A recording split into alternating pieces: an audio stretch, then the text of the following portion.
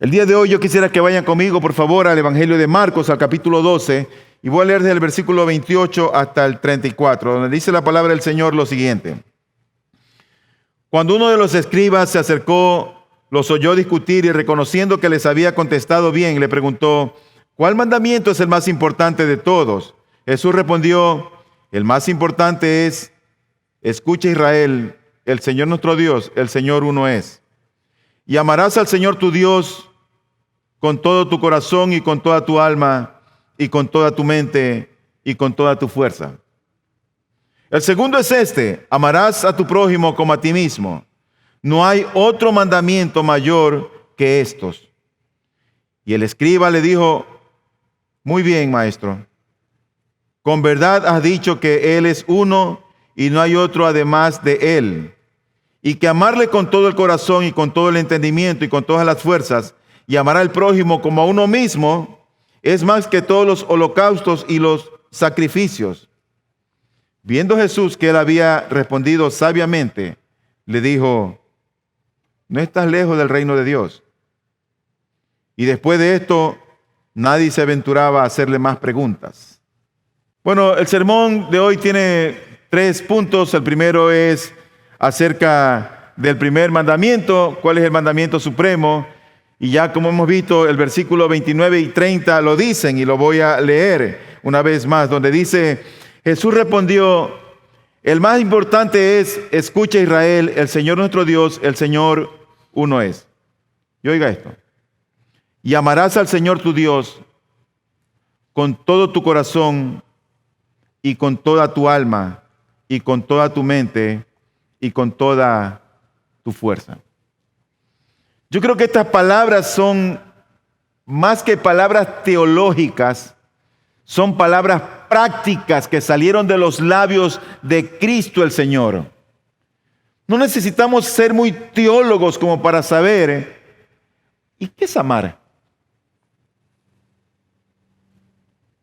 No necesitamos ser tan profundos como para saber si tú amas o no amas a tu hijo o a tu hija. En otras palabras, cuando tú dices que amas a alguien, hay evidencia de ese amor que dices sentir por alguien. Entonces, ¿cuál es la evidencia de amar a Dios? Tú sales fuera de la calle y le preguntas a las personas, ¿usted cree en Dios? Sí, yo creo en Dios. Y todo el mundo cree en Dios.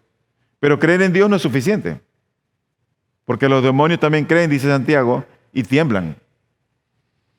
Pero amar a Dios, eso es otra cosa.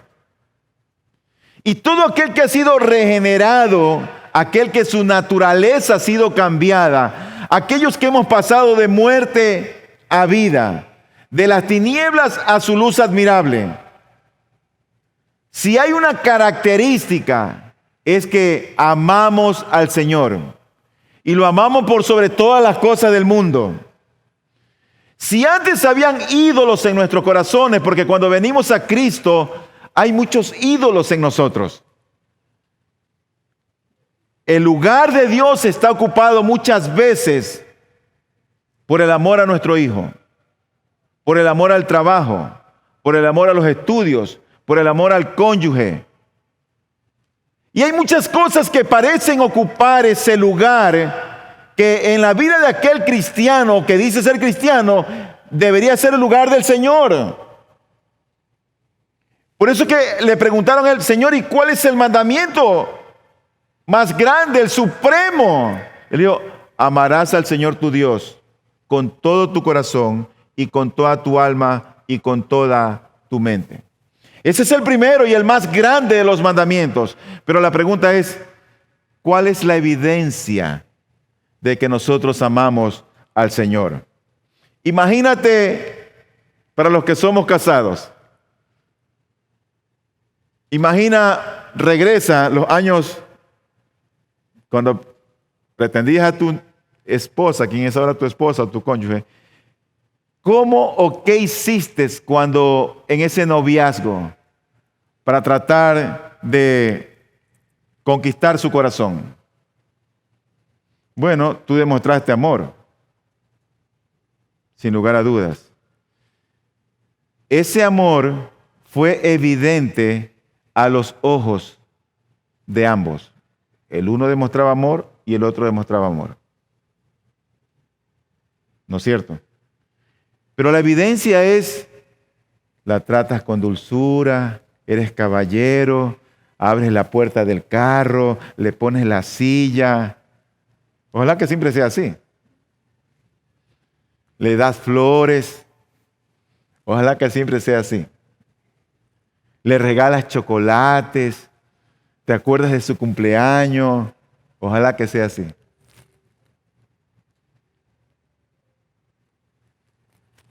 Y tú estás dando evidencia de que a esa persona la amas.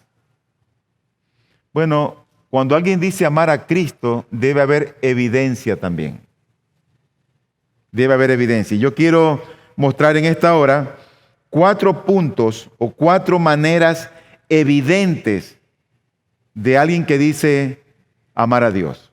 Número 1, la persona que dice amar a Dios le adora a Él de manera íntima. A veces pensamos que la adoración es solamente el cántico o la oración, pero la adoración implica mucho más que eso. El estar sentado aquí reverente es una manera de adorarle. El venir a exponerte a la palabra del Señor, el tener comunión con los hermanos, el proclamar el Evangelio, el ser obediente a su palabra, son expresiones de dar con todo tu ser, con todo lo que tú eres, con tu mente, voluntad y pensamiento a todo lo que Dios es. En una entrega por completa. ¿Sabes qué? Dios a mí no me ha hecho nunca daño. Y yo creo que a ti tampoco te ha hecho daño. Más bien cuando lo conocemos, uno disfruta de las bendiciones que Él nos empieza a dar. Porque empieza a transformar nuestras mentes, nuestros pensamientos. Empieza a trabajar en nosotros y nosotros mismos empezamos a pecados que antes nos llamaban la atención, de alguna manera que no podemos explicarlo. El Espíritu Santo de Dios empieza a obrar y dejamos aquellas cosas que no podíamos dejar. Tanto amor de Cristo para con nosotros.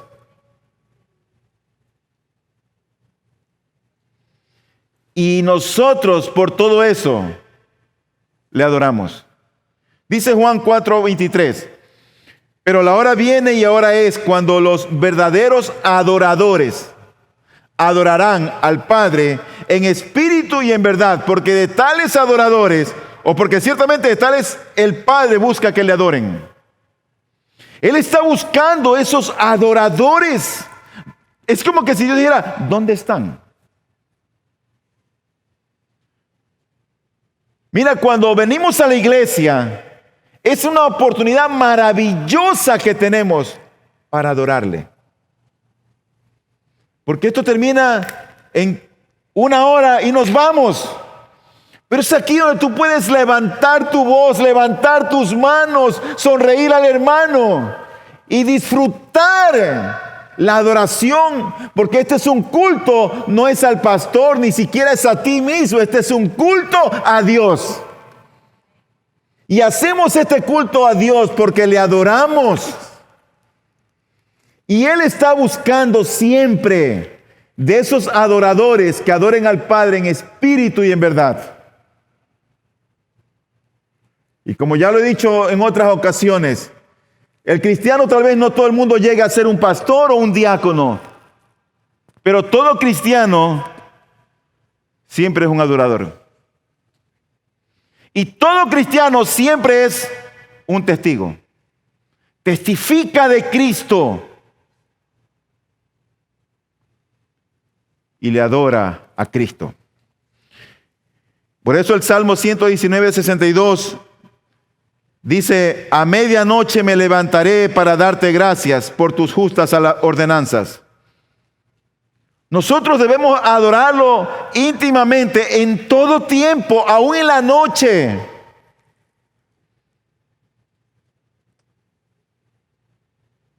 Por lo general, los sábados me gusta acostarme temprano, no cansado, para levantarme fresco para este día.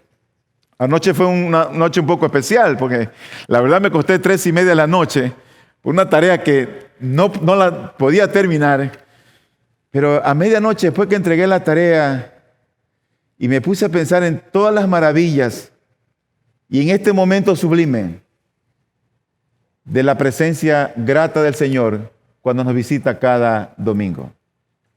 Pero yo decía también anoche, Señor, tú también estás aquí conmigo hoy. Dios quiere que tú y yo seamos adoradores y nosotros debemos adorarle a Él con todas también nuestras palabras. El Salmo 145:6 dice: los hombres hablarán del poder de tus hechos portentosos y yo contaré tu grandeza. Ahora hay tanta locura en la pandemia y tanta incertidumbre, tanto temor y la gente está como que, hermano, y Dios nos prometió estar todos los días con nosotros hasta el fin del mundo.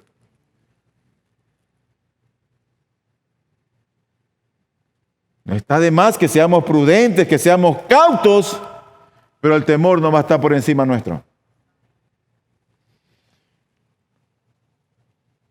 ¿Cómo adoramos al Señor de manera íntima? Bueno, con un corazón siempre recto. Dice el Salmo 119:7, con rectitud de corazón te daré gracias al aprender tus justos juicios. Adóralo con cánticos. El Salmo 104:33, al Señor cantaré mientras yo viva, cantaré alabanzas a mi Dios mientras yo exista. Hay un cántico de alabanza en ti. Cuando conduces, ¿qué es lo que vas oyendo? Por lo tanto, una evidencia de nuestro amor al Señor es la adoración que le tributamos nosotros a Él. Pero la segunda evidencia de nuestro amor hacia Él es que siempre queremos oír su voz. Eso quiere decir que nosotros vamos a ir a su palabra, a la Escritura, y a ver qué es lo que Él tiene para mí hoy. Ustedes tienen la ventaja de que cada semana reciben un boletín y en ese boletín ahí está la lectura que debes hacer cada día. Recibes un versículo que debes memorizar o que debemos de memorizar. Tienes la predicación de la palabra los domingos. El domingo por la noche tenemos una reunión. El lunes por la noche, el miércoles por la noche. No es por falta de palabra. Nosotros deberíamos estar, hermanos, siempre con una disposición para oír su voz. Dice la Escritura en Juan 5:24, en verdad os digo, el que oye mi palabra y cree al que me envió, tiene vida eterna y no viene a condenación, sino que ha pasado de muerte a vida. Leer la palabra del Señor no debería ser un castigo. Ay, el pastor me mandó a leer la palabra. Ay, mi mamá me mandó a leer la palabra. No, debería ser un deleite. Porque a veces los niños podían tomarlo como que se los está castigando. Anda a leer la Biblia, 3 capítulos. Y él lo toma como un castigo. Y ocurre que después le tiene terror a la Biblia. Pero muchas veces los padres somos los culpables de eso.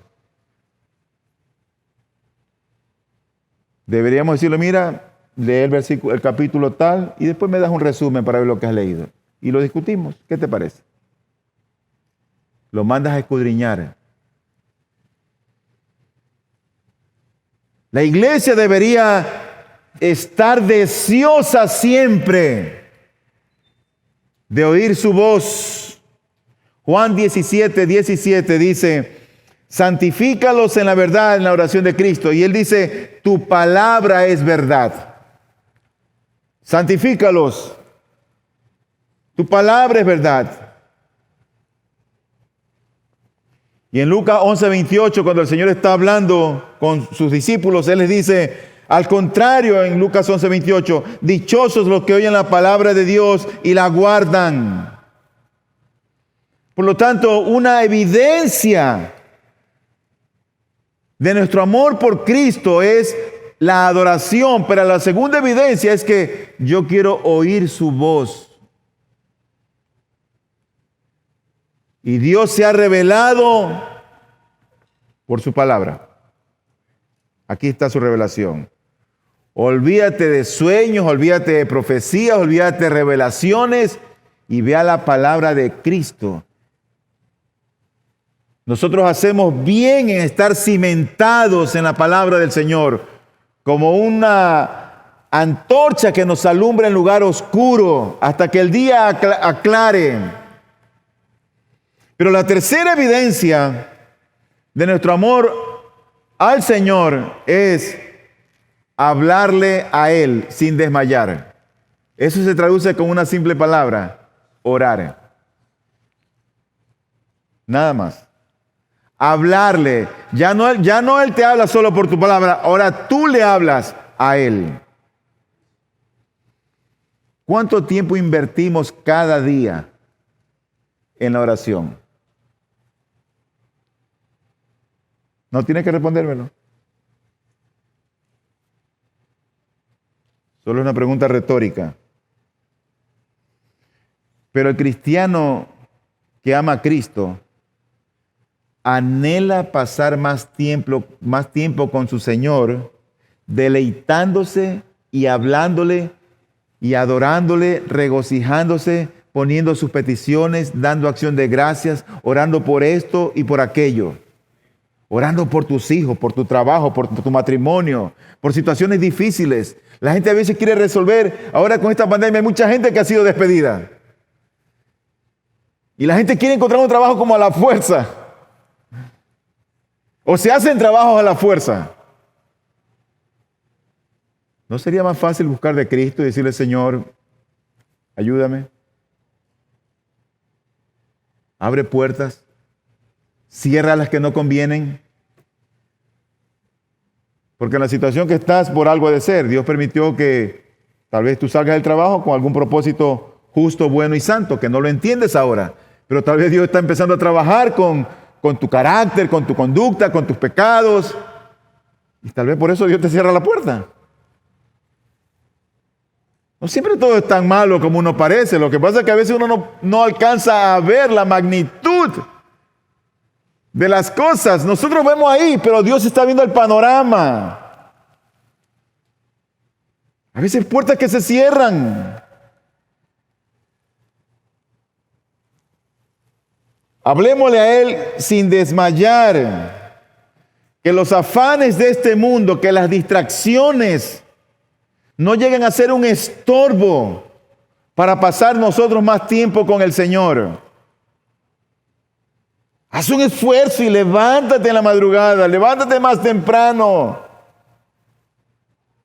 Y no hagas mucho comentario de lo que estás orando. Es tú y el Señor. Dice el Salmo 25:14, los secretos del Señor son para los que le temen, y Él les dará a conocer su pacto.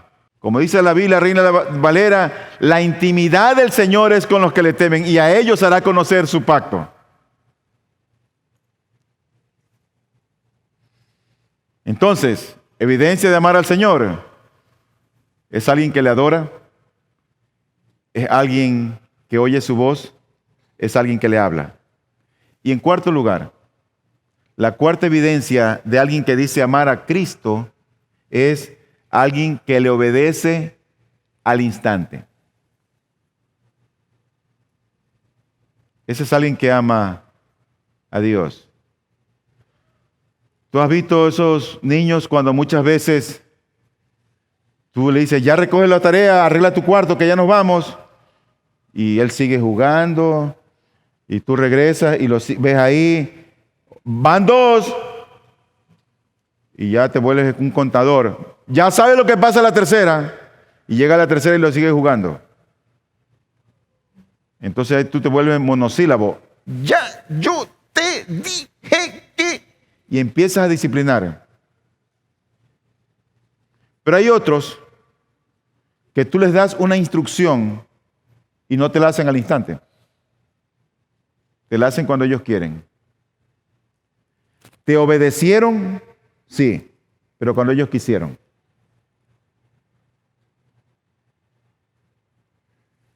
¿Tú has visto el testimonio de Abraham? Dios le dijo, sal de tu tierra y de tu parentela al lugar que te voy a mostrar. Y él inmediatamente dice la Biblia que salió sin saber a dónde iba. Él no conocía dónde Dios lo llevaba, pero mostró obediencia. Y nosotros tenemos la palabra hoy completa aquí. Y no mostramos obediencia. Dice la Escritura en 1 Samuel 15, 22. Y Samuel dijo, ¿se complace el Señor tanto en holocaustos y sacrificios como en la obediencia a la voz del Señor? He aquí el obedecer es mejor que un sacrificio y el prestar atención que la grosura de los carneros. Tú conoces la historia, pero es la historia cuando Saúl iba a ir a la guerra y no llegaba el sacerdote Samuel. Así que él ya sabía que con estos enemigos a los que iba a pelear, tenía que matar a todos, al rey, a mujeres, a hombres, a todo el mundo. Ni sus animales tenían que coger, porque eso era una abominación para con el Señor. Y cuando va y llega Samuel retrasado, él oye, ¿y qué es ese sonido que está por ahí? No, que el pueblo enseguida quiso coger lo mejor para ti, para ofrecer sacrificio para tu Dios. Pero ¿y tú no sabías que tenías que destruir todo? Es que el pueblo... Y ahí es cuando salen estas palabras. El Señor más se complace en la obediencia que en los sacrificios.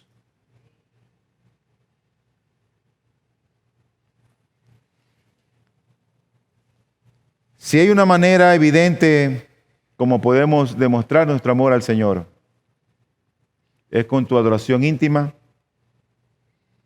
con el escudriñar la palabra de Cristo, con orar regularmente y con una obediencia al instante.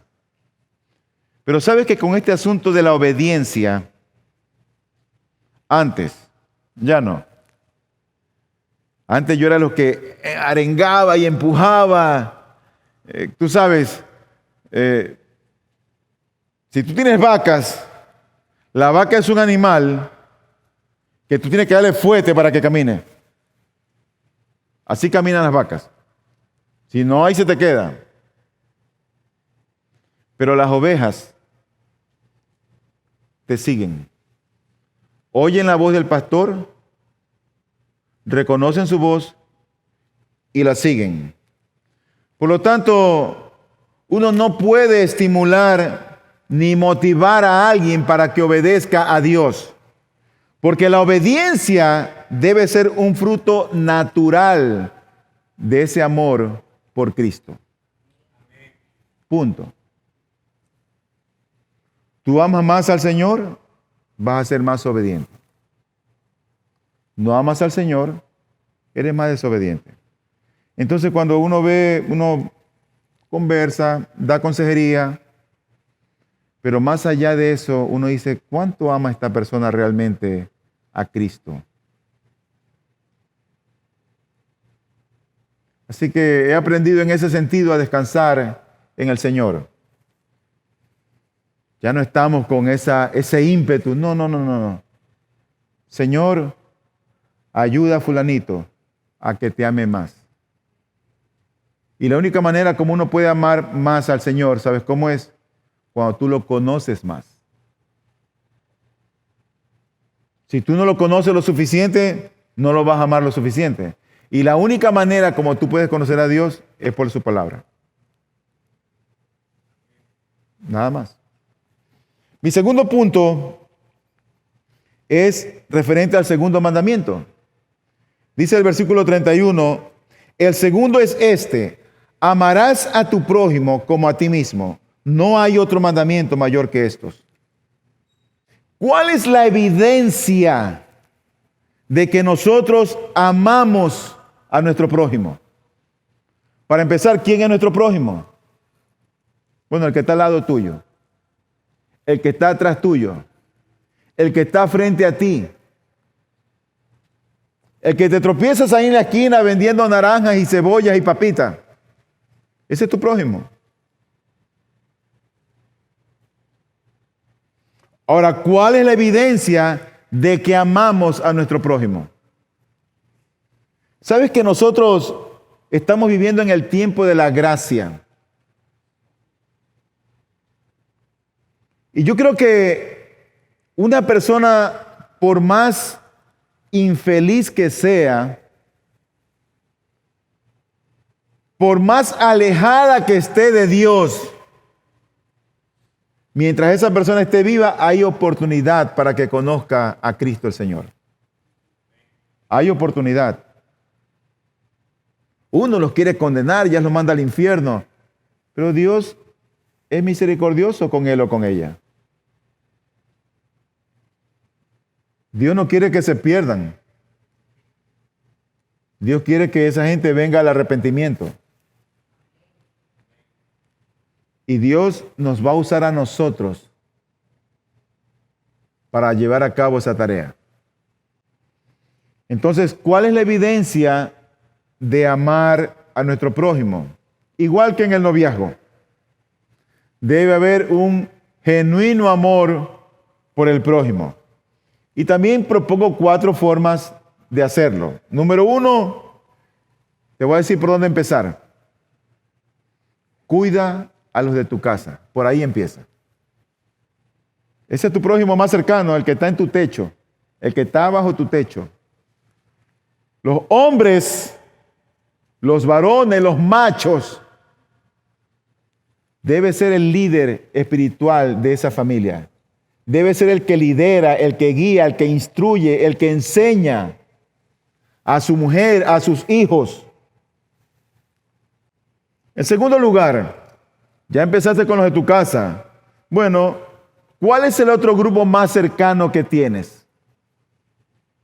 Bueno, yo creo que el grupo más cercano es probablemente tu GPS, tu grupo pequeño para santificación. La iglesia tiene estos grupos. Ahora estamos en un solo grupo, pero cuando terminemos estas clases de fundamento y discipulado, cada uno volverá otra vez con sus grupos. Y creo necesario ahora poder compartir estas enseñanzas básicas, importantes que estamos viendo los días miércoles.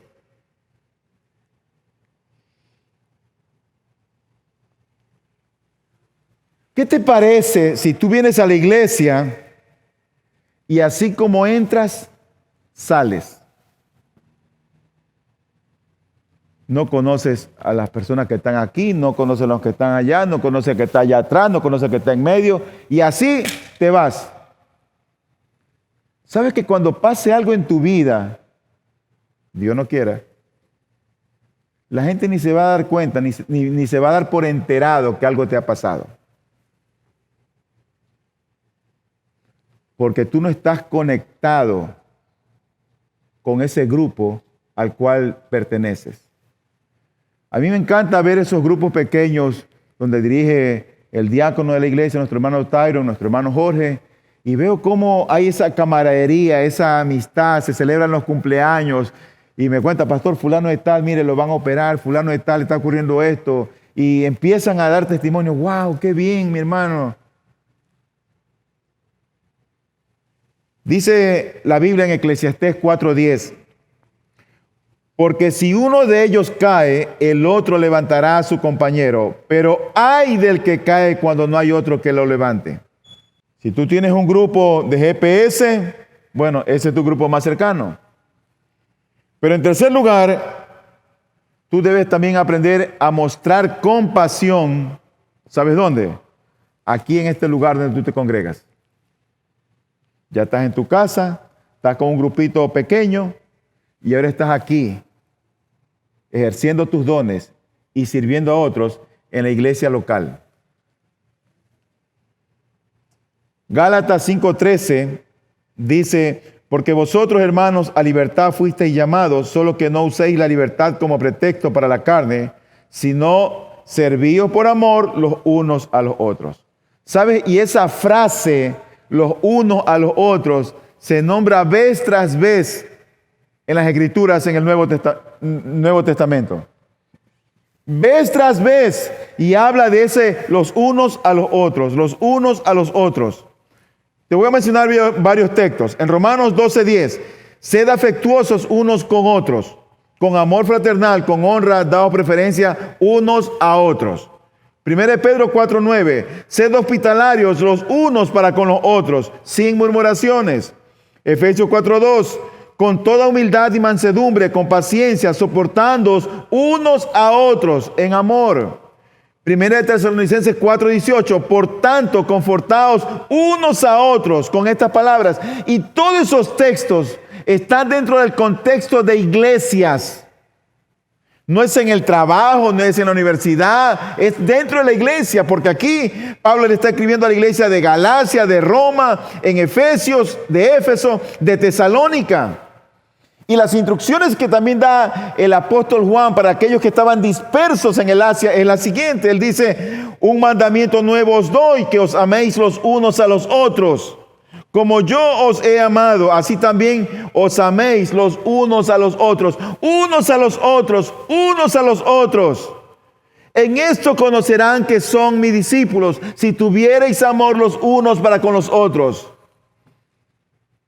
No existe eso de un cristiano que es el llanero solitario. En la iglesia de Cristo, el problema de mi hermano, el dolor de mi hermano, es mi problema y mi dolor. Y si yo puedo ayudar, voy a meter mi mano y voy a ayudar a mi hermano. Y mucho más con los miembros. Primera de Juan 4:11 dice, amados, si Dios nos amó, también nosotros debemos amarnos unos a otros.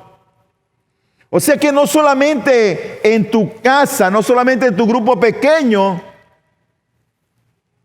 sino también en la iglesia local donde tú perteneces. Finalmente, otra manera de demostrar nuestro amor al prójimo es ayudando a los de afuera, allá, al mundo. ¿Sabes que así como hay hermanos en problemas y en necesidades, hay gente en el mundo que está muriendo y que no conocen a Cristo? Procuremos hacer el bien a todos, pero mayormente a los de la familia de la fe. ¿Sabes que nosotros tenemos el gozo de poder haber ayudado a personas que nunca más les hemos visto? Que hemos dado comida, que hemos dado a veces ofrendas de amor, que hemos dado ropa, que hemos dado medicina, y lo seguimos haciendo. ¿Y sabes cómo eso es más efectivo? ¿Y cómo es que podemos llegarlo a hacer? Cuando tú no olvidas tus ofrendas. Ya se pusieron serios toditos. Cuando ofrendas. Si no ofrendas, no hay cómo ayudar a otro. Y cuando a ti te pase algo y no tengamos, te vamos a decir, no tenemos. Mira, estamos.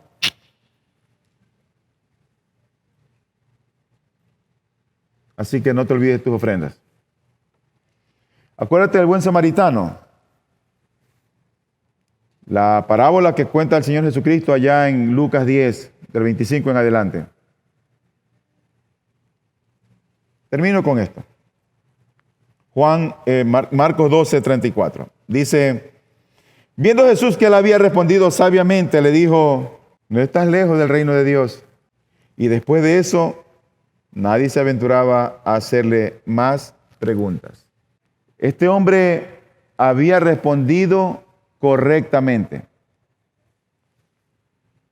Este hombre hasta elogió lo que dijo, la respuesta de Cristo, y también él habiendo oído al inicio que le había respondido bien a los saduceos, porque él estaba oyendo la conversación que tiene con los saduceos, entonces él va y le pregunta con toda confianza, y le hace esta pregunta acerca del gran mandamiento. Y él parece que él estaba bien enfocado. La Biblia no nos dice si se volvió un discípulo o no. La Biblia no nos dice si decidió seguirle o no. Simplemente el Señor le dice, no estás lejos del reino de Dios. Él no estaba adentro, no estaba lejos. ¿Estaba cerca o estaba lejos? ¿Estaba adentro? Adentro no estaba lejos. Yo te pregunto, ¿y tú? ¿Qué tan cerca o qué tan lejos estás del reino de Dios?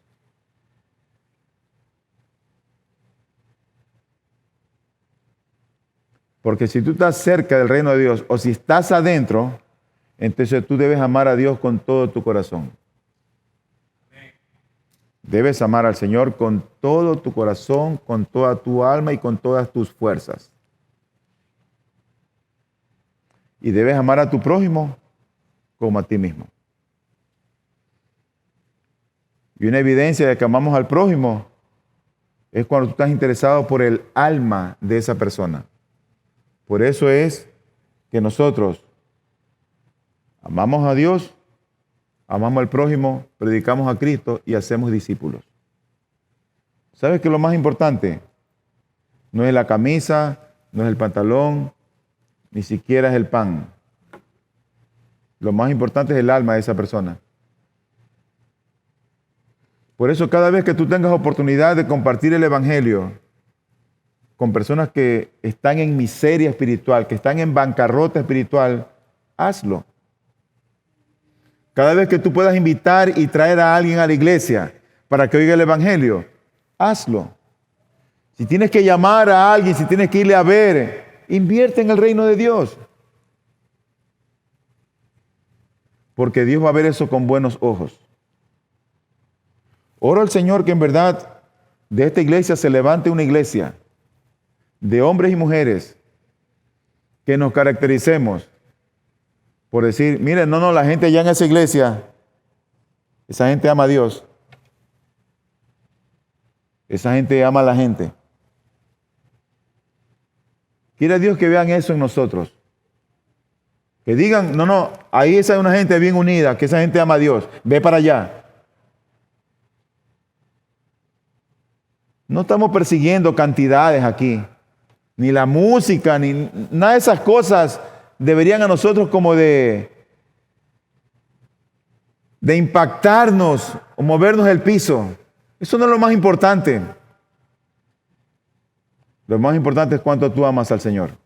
Cuánto yo amo al Señor. Eso es lo más importante. Cuánto amamos a nuestro prójimo. Pero acuérdate, si tú dices que amas al Señor, debe haber evidencia que amamos al Señor. Amamos a nuestro prójimo, debe haber evidencia que amamos a nuestro prójimo. Que el Señor ponga en nosotros, que derrame su amor para amarle a Él más de lo que le amamos. Pero recuerda que tú y yo le vamos a amar más en la medida que más le conozcamos.